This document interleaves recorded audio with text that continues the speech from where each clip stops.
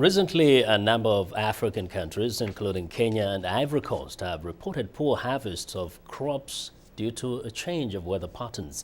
Some agricultural experts say what is being witnessed is evidence of effects of global climate change. In Africa, the impact is more pronounced in agriculture. Agriculture is the mainstay of most African economies. Experts say the sector is increasingly under threat due to climate change.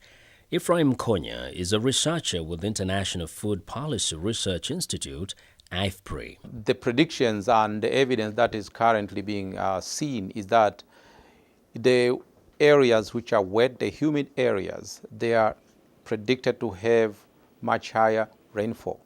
But one thing which is going to offset the impact, the good benefit of high rainfall is that the temperatures are predicted to go higher in all the regions of Africa. IFPRI says the Sahel and semi-arid areas of Africa are expected to experience lower and erratic rainfall. African governments are being called on to quickly adapt to climate change by investing in research and development in agriculture. The research can develop crop varieties that are adapted to climate change. They can mature earlier, and they are adapted to the high temperatures that we are going to see. Research also should help farmers to increase productivity of their land, Nkonya says, so that the farmers need not try to expand into areas affected by climate change. Agriculture experts also encourage African governments to increase their investment in irrigation. According to IFPRI, currently only 25% of irrigable land in Africa is under irrigation.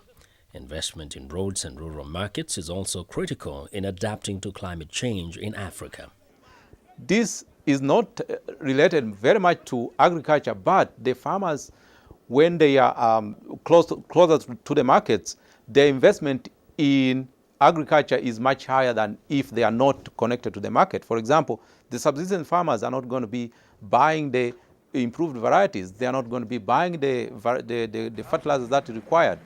But if you build roads, and you are going to see that they are going to be doing that. So about 70% of the $3 billion US dollars that are required to be invested to help the farmers adapt to climate change should be directed to roads and markets. Nkonya and fellow researchers say there is hope that agricultural development in Africa will be able to adapt and face the effect of climate change as long as countries increase their investment in research, roads, and other market infrastructure.